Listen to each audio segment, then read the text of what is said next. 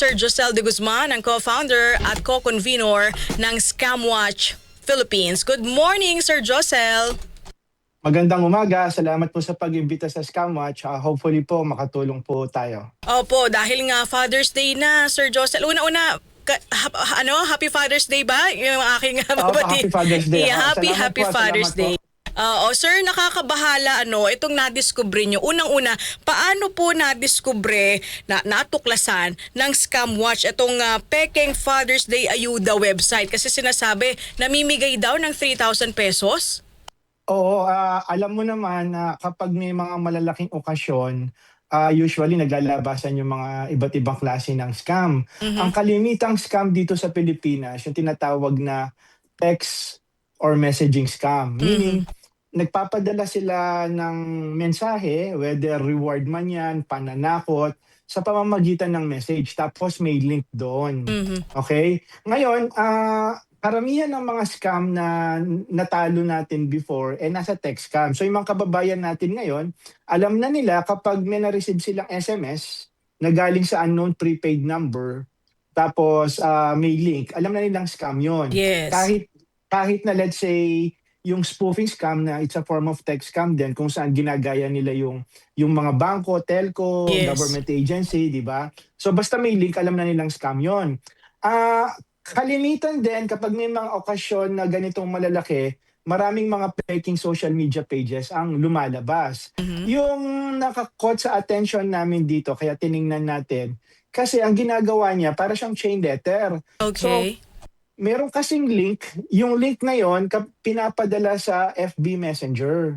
So nagiging messaging app siya. Kapag kinlik mo yung messaging, kasi hindi ba kapag naglagay ka ng link sa SMS, mga letra lang siya na naka-underline na kulay blue. Tama, apo. Pag pinadala mo kasi yung phishing, ang tawag natin dyan phishing link, meaning fake na website, na scam website. Pag pinadala mo kasi yung link na yan sa Messenger or any messaging app, lumalabas yung main photo. So dito, nung lumabas yung main photo, kumakalat kasi ito sa Messenger, ang una mong makikita, logo ng DSWD, at sinasabi nila Father's Day Ayuda. Ayun, kaya... Via GCash. Tapos may nakalagay 3,000 para sa lahat ng Pilipino. Tapos merong button yon pag kinlik mo, get.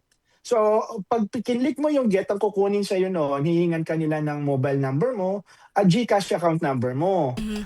So, syempre, kapag hindi ka nakakaintindi, akala mo nga may, kasi usong-uso yung mga ayuda ngayon, di ba? Correct. I-click mo yun, ma-access na nila yung either yung FB Messenger mo or yung GCash mo, di ba? So, hindi na kasi natin tinuloy. So, ang ginawa namin, inimbestigahan na lang namin yung phishing site. Kakaiba to kasi ang ginagawa pa niya, para mabigyan ka ng 3,000 na ayuda, kailangan mong ipadala sa at least 5 katao na kaibigan mo. I-share so, pa. forward mo. Tsaka sir, kasi DSWD yung logo na bubungad sa'yo di ba? So dapat pag naka-receive po kayo ng link, kasi link na naman po to. So any form of link, kahit po sa kakilala nyo, wag nyo munang i-click ka agad.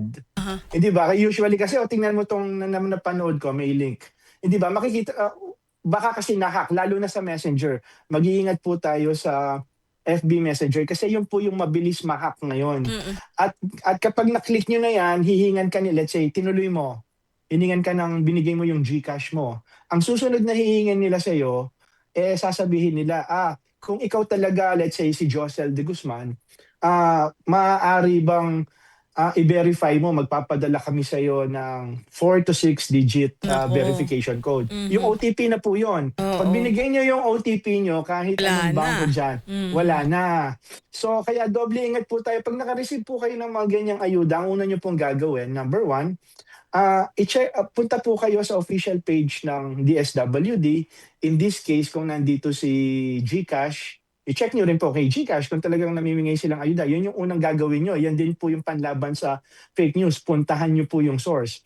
Pangalawa, dapat po natin tatandaan ang gobyerno or any government agency, hindi po kayo, number 1, i-message privately.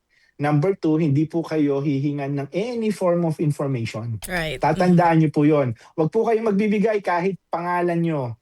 At yung pangatlo, yung pinaka-importante, Ay naku, paulit-ulit na po tayo, ilang taon Mhm. na. Wag po tayong mag-click ng link, 'di ba, Oo nga, kahit click ng gaano click siya kasi. ka-enticing kasi talagang Oo, ginagamit clickbait. nila yung mga ganito.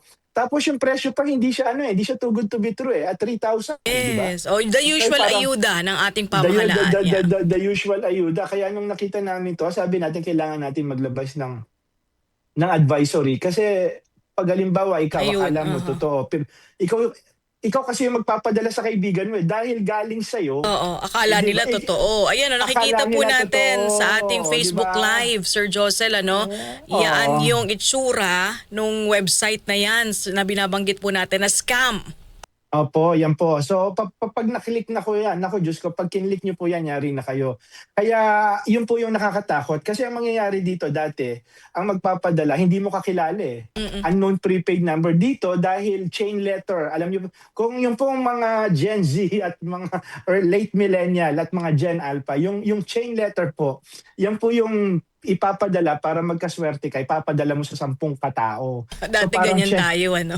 dati ganyan tayo. So ngayon ginagamit din nila yung ganyang pamamaraan para ipadala yung link na yan sa Mhm. mga kaibigan, kamag-anak at kakilala nyo, at dahil galing sa'yo, legit 'to. Oo, Kaya parang totoo, 'di ba? Kasi parang mismong totoo. kilala nila yung nagpadala, Sir Josel, 'di ba? Opo, opo. Pero Kaya po mm, yung opo. mm. Pero sa Scamwatch ba, Sir Josel, meron na po ba kayong naitala ng mga nabiktima at paano niyo po ito tinutulungan? Okay, may mga pumupunta po sa'min. Ang ginagawa po natin kasi, prevention po tayo. Pero po let's say 'pag na-scam na po sila, nire-refer po natin sila sa CICC. So pinapatawagan po natin sila sa National Anti-Scam Hotline natin, yung 1326. Paulit-ulit po, ilang taon na rin po nating pino-promote yung National Anti-Scam Hotline. Importante po kasi yung tumawag kayo kasi yung mga link na yan, yung mga mobile numbers na nagpapadala sa inyo ng mga scam messages, ang nagagamit po yan ng CICC para maging actionable intelligence at sa pakikipagtulungan nila sa law enforcement natin, sa PNP Anti-Cybercrime Group, sa NBI at sa PAOK. May mga nahuhuli pong mga scam hubs kasi yung mga scammer na to, mga ano po to mga sindikato, You're 'di right. ba? So mga Mhm. hindi po yan mga individual na nangi-scam sa inyo. Ang problema natin, hindi po sila tumatawag sa 1326, kokonti lang po yung tumatawag. Hindi rin po, may mga tumatawag din naman po pero hindi po enough kumpara doon sa mga number ng nai-scam.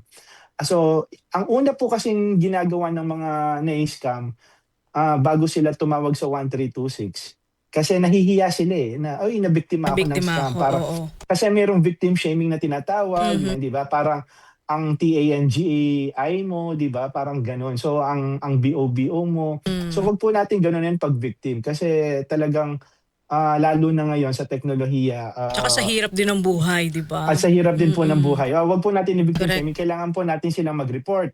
Pero yung mga data po, gusto ko lang sabihin sa inyo, yung mga scam data, lahat po ng financial scam data, naka-BSP po. Noong 2024 kasi naglabas sila publicly, hindi pa sila naglalabas in public ngayon, na yung total value na na-scam nung 2024, nilabas nila 'to around Q1 nung 2025 last year. Ang sabi nila yung huling data namin is 5.82 billion pesos yung nawala sa Oh. financial scamming. Mhm. Yung 2025, hindi ko pa po nakikita, hindi po nila nilalabas. Pero kung meron po sila ng value ng total number of scam, malamang meron din po sila ng volume kung ilan po talaga yung mga nabiktima. Mhm, mhm. Ah, Kasi nire-require po ng BSP lahat ng mga bangko at lahat ng mga e-wallet na i-report sa kanila yung mga incident ng mga scam. Pero siyempre maiintindihan din naman po natin yung BNC for concern, 'di ba? Kasi baka yung iba matakot na 'pag naglabas sila ng data. Hopefully kahit na hindi natin malaman o sabihin, Mm. at least magbigay lang sila ng indicator kung ilang taon yung mga usually nabibiktima, anong gender, 'di ba, taga saan. So yung Opo. mga gano'ng data po 'pag nakuha po natin 'yon, Mm. malaking tulong po sa kampanya natin. Pero sinabihan na rin po natin si Yusek Aboy, Mhm. regarding this. So ang ginawa ni Yusek Aboy, ng CICC, nagkaroon na sila ng Memorandum of Agreement with BSP. Hopefully ito yung data sharing. So Mhm. hopefully with that, makita po natin, and then yung request ko lang po sa lahat, kapag po biktima kayo ng scam, tumawag po kayo sa National Anti-Scam Hotline 1326 at let's say may mga nakita kayong ganito, punta lang po kayo sa eGov app. Yung eGov app po kasi screenshot nyo lang. Pag in-screenshot nyo po yan, ang kailangan lang yung buong website address, mobile number nung nagpadala or yung FB account nung nagpadala, and then ipapasa na po ng eGov yan sa CICC. Meron pa pong isa, yung Who's Call app. Medyo malaking tulong din po yung Who's Call app kasi ito link, di ba? Para makasiguro kayo, kopyahin nyo yung link, pumunta po kayo sa Who's Call, pumunta po kayo doon sa URL checker nila and then sasabihin nila kung yung link na yon ay scam o hindi. Kasi malawak na po yung database nila at meron din po silang mga ways magtukoy kung scam po yung link na yon o hindi. So yung Who's Call app po, madadownload nyo po yan sa Play Store for Google, for Android users at sa App Store for Apple users. Malaking tulong po yun. Ano rin po yun na pag mayroong unknown numbers na tumatawag sa inyo, i-identify niya kung scammer, spam, or kung yung bangko mo na naniningil lang ng credit card. Apo, Sir Josel, meron lang po kaming balita dahil nga po may special session pero at least nabalaan po yung ating mga Apa. kababayan hinggil dito sa scam na ito. Maraming salamat po sa inyong oras at panahon, Sir Josel, Salamat dito po po. sa aming programa. Thank you. Mabuhay po kayo. Salamat. RMN Special Coverage. Mga kasama, kuha tayo ng sitwasyon